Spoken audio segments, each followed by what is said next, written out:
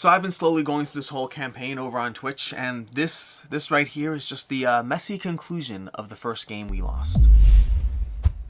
Hey, I'm Alex Radical from Board Game Co, and today I'm reviewing Resident Evil 3, the board game from Steamforged Games. Resident Evil 3, which is the follow-up to Resident Evil 2, which is the precursor to Resident Evil 1. If you're confused by the order, well, you should be. The order Steamforged Games has made these games is 2, then 3, then 1, although that wasn't their choice, that was more Capcom's choice. Anyways, let's go ahead and dive into this. Resident Evil is a dungeon crawling game. It's a dungeon crawler experience in which you're going to have your characters from the Resident Evil video game. You're playing through the video game, the IP, the story, to a very loose sense of the word. And it's a dungeon crawl in which you're going to be wandering around the board, trying to go through specific campaigns, specific missions, specific setups over here of the terrain, of how everything plays out, as you go through a progression system of moving through different areas, proceeding from location to location, slowly leveling up and finding more things as you, well, encounter bosses and encounter strong enemies, and deal with whatever is happening as the nemesis chases you through the streets. The basic sequence of play is pretty simple. You're going to have your individual character, you'll have to find space on the table of whatever mess over here is going on, you'll have your character, you'll have the health track, and every character on their turn will take 4 actions. An action can be anything from opening a door, it could be using a weapon, it could be using an item, it could be moving to a new location, it could be trying to evade, to close doors, to do, well, anything. Moving a single space is an action, shooting is an action, knifing an enemy is an action, and any kind of thing that you do is generally an action. You're going to take 4 actions on your turn, then when you're done, the enemies will react, although they also do react to some things you do along the way.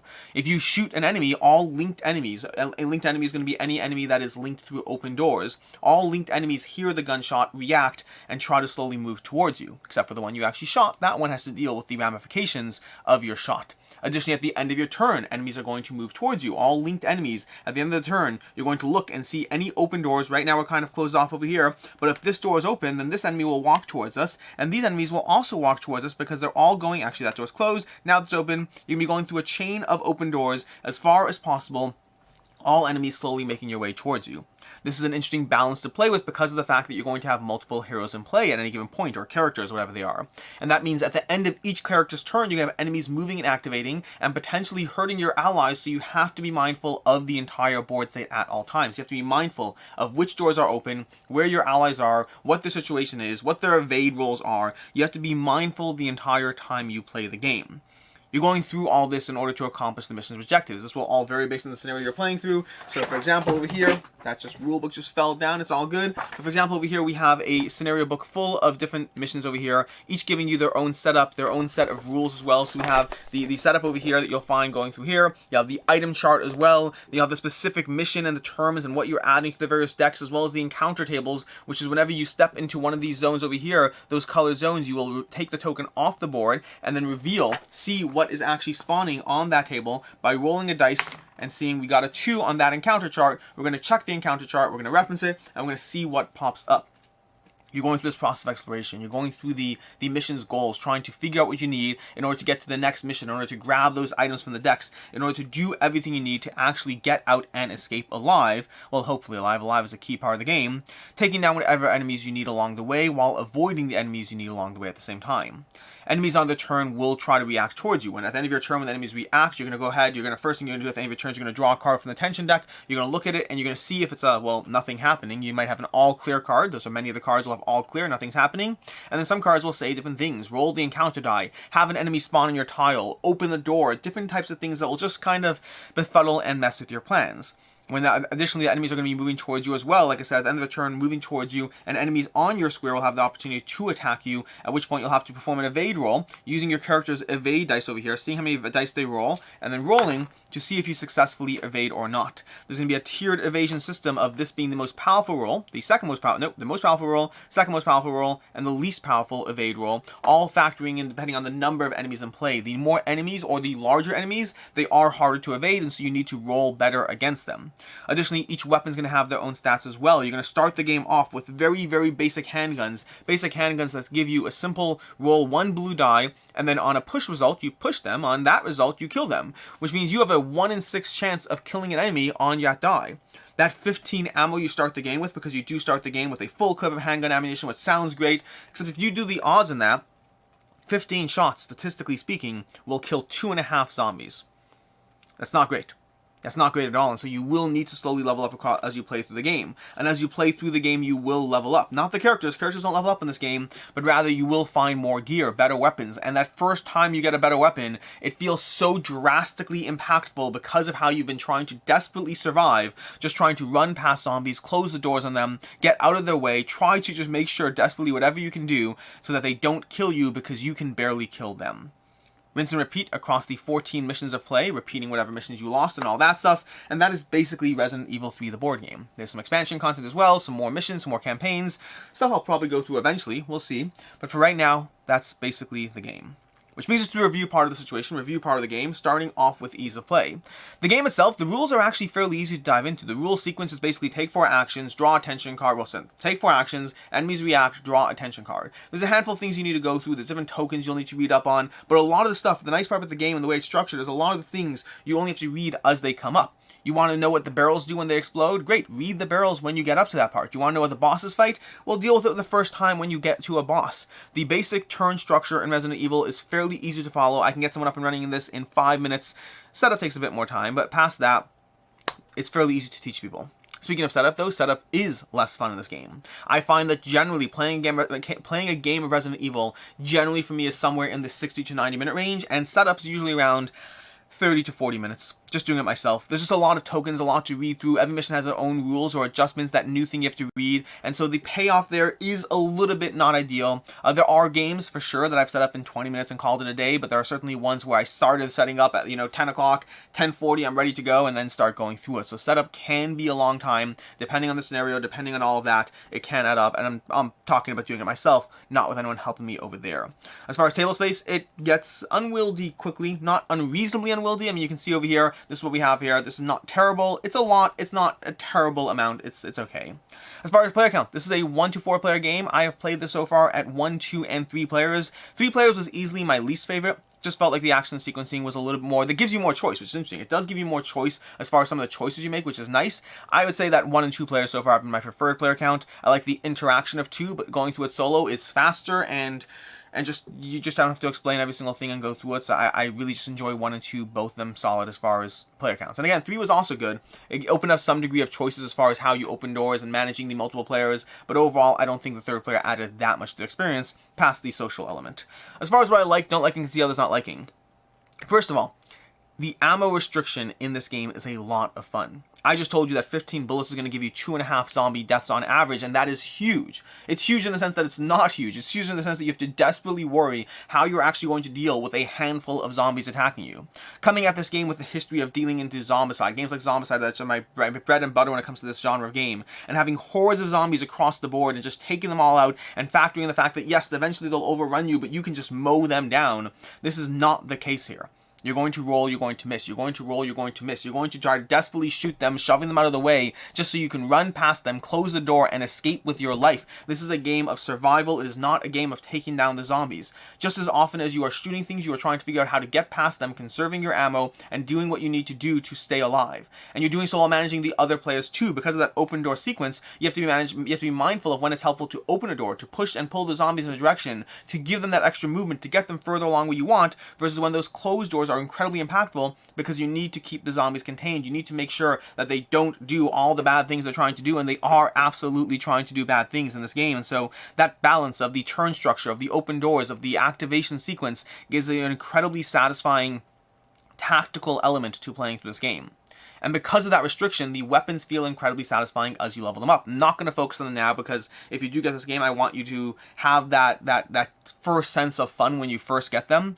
But as you unlock new weapons, it feels incredibly impactful. You spend the first few games going through the game trying to balance and juggle and survive. And don't get me wrong, the first time you get a weapon is not an open carte blanche affair to start blasting, although you do get a little bit more blasting. You do have a little bit more opportunities to sit there and say, this is the moment. This is the moment in time when I unleash the deadly consequences of the little shells I have at the enemy to take them down. It's still a decision. It's still impactful. It's still something you're mindful of because the more you level up, the more you gather weapons, the more you also have enemies in your faces. And so there is constantly that balance in play. At the same time, it is satisfying. It is satisfying to unleash and to hit and to just get that get that devastation upon the enemies, whether big or small, and so the weapons feel incredibly satisfying, partially on their own right, but partially because of how restrictive the game starts you off. And the 14 different missions to play through gives you 14 different campaigns, 14 different scenarios. This right here on the table is the first scenario I'll replay because of the fact that it's the first scenario I've actually lost, and I don't mind that. To me, winning and losing is not, when I'm playing cooperative experiences, my goal is not to win 50% of the time and lose 50% of the time. My goal is that when I win, it always feels like it was a struggle, and when I lose, it always feels like I could have won. I like that balance, that aspect of I never feel like it's too easy or too hard, that I'm always in the game. And in Resident Evil 3, I've always felt in the game. There's never been a game I've played of this where I felt I can just throw my hands up in the air and call it a day and I got this game no problem whatsoever. There's also never been a game where I felt it was completely unwinnable. Every single experience has felt tight, every single experience has felt tense, and I appreciate that in a game. And more than that, I appreciate that they did all that while making the game incredibly accessible. The game is accessible, it is easy to teach, it is easy to play. There are rules, you have to know all the stuff. But past that, this is a tactical survival-based game that does a great job of capturing the theme of Resident Evil. And I say this as somebody who has minimally played Resident Evil. I don't think I've ever finished a Resident Evil game. I have dabbled in them here and there, and it captures that sense of survival. It captures, and there are thematic elements as well. There's the typewriters, and there's the various gear and equipment and cards you'll see from the video game. So if you like the video game, this will have those emotional tie-ins. I know those exist, I just don't care for them either way because I'm not a huge fan of the IP, but it does feel like they did a good job capturing the IP. As far as things I don't like, first of all, the campaign has fairly minimal degree of progression or escalation. The characters to begin with don't level up at all. You don't have any leveling up in the characters. You have finding gear, finding weapons instead. That's the sense of progression and you have in the campaign. Past that, they have a degree of mixing cards into different decks. You're going to mix more cards into the tension deck. You're going to mix more cards into the A, B, and C decks. Well, the C decks are kind of structured from the beginning. So you will have things mixed in, but there is a very minimal sense of progression across those 14 games. The biggest sense of progression is finding new weapons. The biggest sense of progression is gathering that weapon, that gear, that you will now have across the next 4 missions, and it is impactful, make no mistake. But for a 14-game campaign, I wish there was a bit more escalation. Maybe characters leveling up, maybe more enemies, different enemies. There's not a ton of variety in the box. The game relies on the mission variety to be the main variety, and then some small degree of escalation. So there could easily be more there. Additionally, and this is a bigger one, the doors, miniatures, art, miniatures are okay, but the doors, art, and other factors of the game could be significantly better. You can never, at a glance, tell what doors are open, what doors are closed. This is the kind of game where having some sort of door pack would be incredibly helpful. I probably should get my hands on one, but having an open door pack would make everything much easier to see. The various tokens, the A's, B's, and all that, that's all fine. You can tell at a glance the A's and the B's, that's not an issue. But many of the other tokens are dark. The artwork is dark. The typewriters, the barrels, the corpses, all those things on the ground, the artwork in the game is generally dark. Not so dark to the point of not being able to manage it, but dark enough that you can't manage it at a glance. This is a game that kind of relies on you knowing enough about the general board state that you're not thrown off by those surprises as you look around and realize, oh, wait a second, that door is open and I've just been playing it wrong. And so it does have that aspect that can definitely be improved upon. Additionally, the campaign tracking is obnoxious. In general, you have this little sideboard over here where you track things in the campaign, which is not the easiest to track. Eventually, I figured out that just having my own Ziploc bag with these cards in it kind of gives me a reminder of where I'm up to. But even then, the sense of the threat track on the board, there's a little threat track off to the side you can't see, that you're moving this little token up and down the threat track, and I just have to take a note every time I'm done because I have no idea where it goes, and putting it back in the box is useless. And so the campaign tracking could certainly have been better, giving you something or anything other than me literally writing a piece of paper and saying, threat track is at level 7 over there. That's what I've been doing because it's the only real solution. That and a Ziploc bag for the rest of the things. As far as what I can see others not liking, first of all, replayability. This is a game that I plan on playing through all the 14 missions, potentially playing through some of the expansion content, potentially, I don't know yet, because the sense of escalation is not present enough that I feel that it is essential for me to keep playing through it, but I also like the game enough that I might. For me, the biggest decision once I'm finished the 14 is, do I want to play a different game or do I want to continue Resident Evil? And that we'll find out on. But for right now, as far as replayability, if this is a game which you're looking for replayability, I think the replayability suffers on multiple plays. I don't think it's bad, I just think a big part of the enjoyment of the game is the new puzzle that's presented on the table, is the new campaign that you're diving into, and replayability I think on this would be on the lower end. May or may not be a factor, it's fine to replay through it, I've played the first mission like 2 or 3 times, but in general I would say replayability is on the medium side. It definitely takes a hit as far as diving into it again.